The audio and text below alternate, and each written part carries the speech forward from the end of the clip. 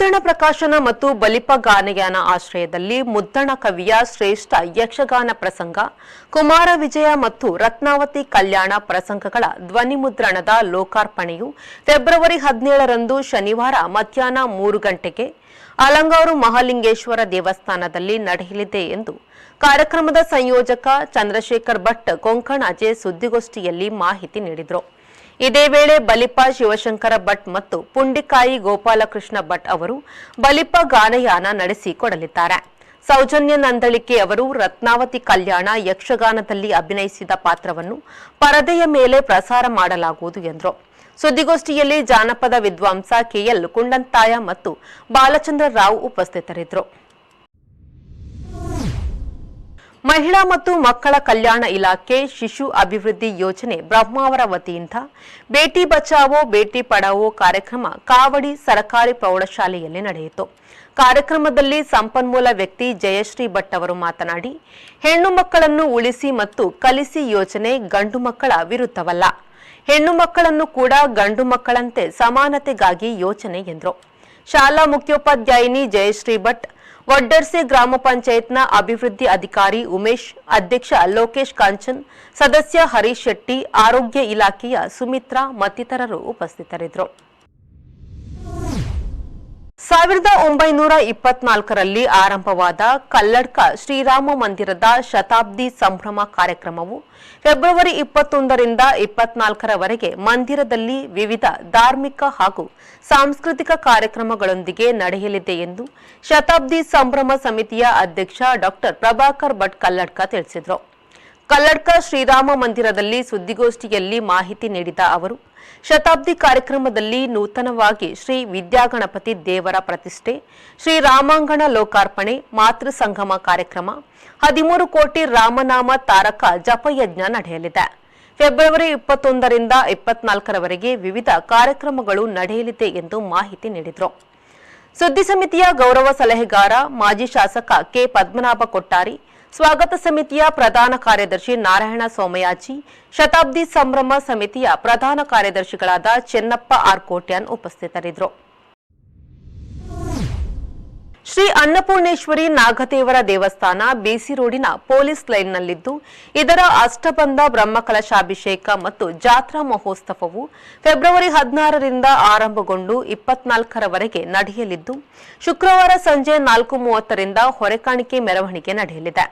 ಈ ವಿಚಾರವನ್ನು ವ್ಯವಸ್ಥಾಪನಾ ಸಮಿತಿಯ ಗೌರವಾಧ್ಯಕ್ಷ ಜಗನ್ನಾಥ ಚೌಟ ಬದಿಗುಟ್ಟೆ ಮತ್ತು ಅಧ್ಯಕ್ಷ ಬೋನೇಶ್ ಪಚ್ಚಿನಡ್ಕ ತಿಳಿಸಿದರು.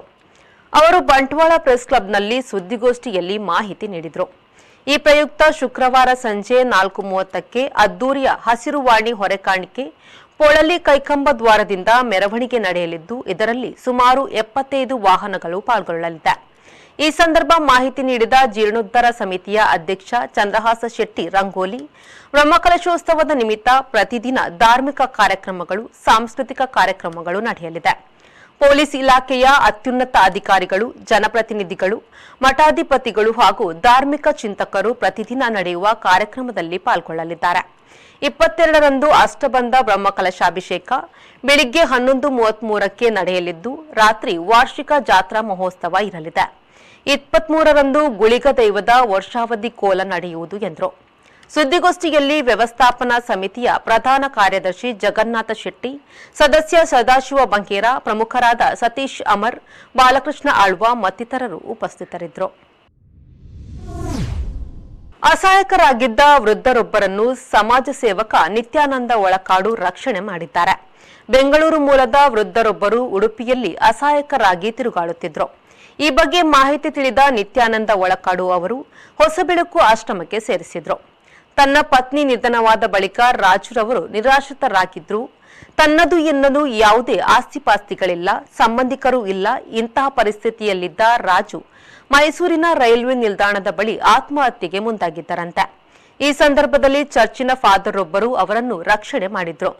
ಫಾದರ್ ತನ್ನ ಪರಿಚಯದವರ ಮೂಲಕ ಉಡುಪಿ ಜಿಲ್ಲೆಯಲ್ಲಿದ್ದ ಆಶ್ರಮಕ್ಕೆ ಸೇರಿಸಿದ್ರು.